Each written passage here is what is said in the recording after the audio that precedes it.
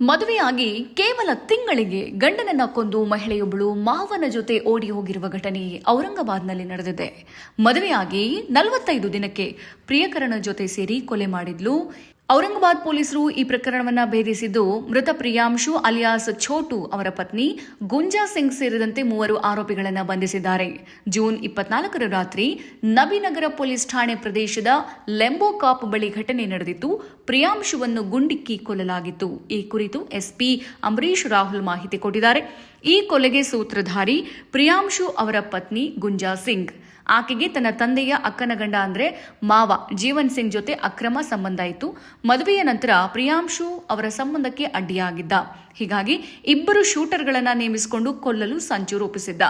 June 24ರಂದು Priyanshu ರಾತ್ರಿ ಗ್ರಾಮವಾದ ಬರ್ವಾನ್ಗೆ ಬೈಕ್ನಲ್ಲಿ ಹಿಂದಿರುಗ್ತಾ ಇದ್ದಾಗ ಗುಂಡು ಹಾರಿಸಲಾಗಿದೆ.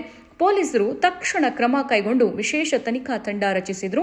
ಎಸ್ಐಟಿ ಗುಂಜಾ ಸಿಂಗ್, ಜೈಶಂಕರ್ ಮತ್ತು ಮುಖೇಶ್ ಶರ್ಮಾ ಅವರನ್ನ ಬಂಧಿಸಿದೆ. ವಿಚಾರಣೆ ಸಮಯದಲ್ಲಿ ತನ್ನ ಗಂಡನ ಕೊಲೆಯಲ್ಲಿ ತನ್ನ ಕೈವಾಡವಿದೆ ಅಂತ ಗುಂಜಾ ಒಪ್ಕೊಂಡಿದ್ದಾಳೆ. ಇನ್ನಷ್ಟು ಹೆಚ್ಚಿನ ಮಾಹಿತಿಗಾಗಿ ಫಾಲೋ ಮಾಡಿ ಬ್ರಿಗೇಡ್ ನ್ಯೂಸ್ ಕನ್ನಡ.